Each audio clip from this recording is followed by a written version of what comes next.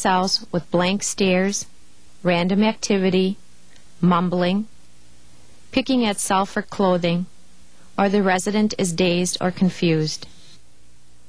In grand mal seizures, we see rigidity, muscle jerking, shallow breathing, a sudden cry or moan.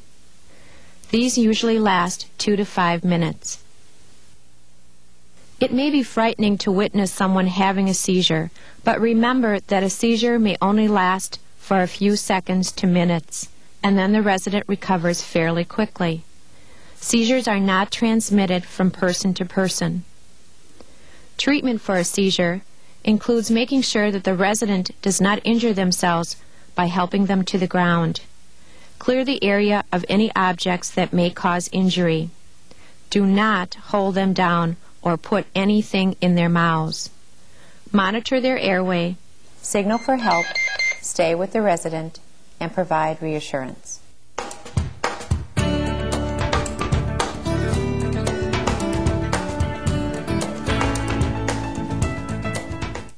Fainting may occur when there is an insufficient supply of blood to the brain for a short period of time.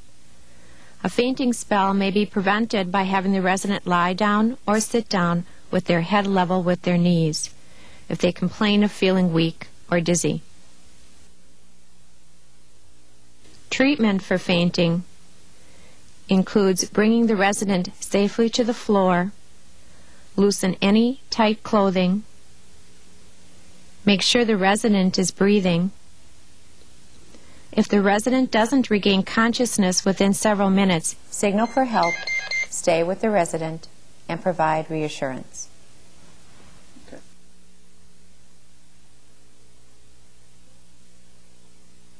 Exposure to extreme heat or cold may make a resident seriously ill.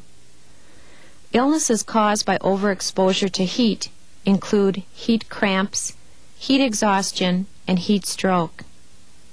Heat cramps are the body's attempt to signal that the heat is not being tolerated very well. Heat cramps are painful muscle spasms that usually occur in the legs and abdomen. Heat exhaustion is a more severe condition than heat cramps. Heat stroke is the most severe heat emergency and occurs when the signs of heat exhaustion are ignored. During a heat stroke, the body can no longer use its heat reduction mechanisms, such as sweating. The body's temperature goes to very high levels. This is a life-threatening emergency. Symptoms of heat cramps include normal or below body temperature, cool, moist, pale skin, heavy sweating, headache, nausea. Treatment of heat cramps includes removing the resident from the heat. Give cool water, lightly stretch any muscles, and gently massage the area.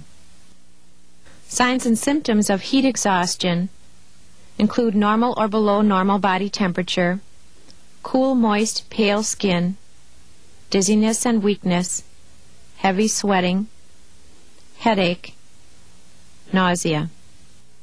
Treatment of heat exhaustion includes having the resident rest in a cool place. Remove or loosen clothing. If not nauseated, give fluids. Observe for shock. Elevate legs. Signs and symptoms of heat stroke includes fast, shallow breathing. The resident may be unconscious. The skin may be hot or red. There will be no sweating. Pupils may be small, a weak pulse, and a high body temperature. Treatment of heat stroke includes checking breathing and pulse. Cool the resident immediately. Signal for help, stay with the resident, and provide reassurance. Frostbite and hypothermia are two types of cold emergencies. In hypothermia, the entire body cools because of its failure to stay warm. If not cared for, the person may die. Alcohol alters the body's response to cold, therefore the person may become hypothermic more easily. Frostbite is the injury to the tissues and skin which is caused by direct contact with a cold object or exposure of the body to cold air. Severity depends on the air temperature, length of exposure, and the wind. Areas most susceptible are the ears, nose, cheeks, and fingers. Severe frostbite may result in loss of fingers, hands, feet, and toes. Signs and symptoms of hypothermia include shivering in the early stage, coordination problems, muscle stiffness, numbness, and confusion. Treatment of hypothermia includes removing the resident from the cold. Remove wet clothing and cover with a dry blanket. Check breathing and pulse. Signal for help. Signs and symptoms of frostbite include the skin is red and eventually white. Area may hurt initially, but may become numb.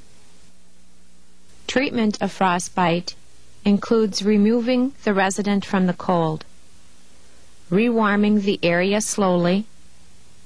Remember not to rub the affected area. Do not use blow dryers. Do not break any blisters that appear. Signal for help. In this video, you've learned how to care for first aid emergencies. Remember that your timely response to any emergency will make a difference. Thank you.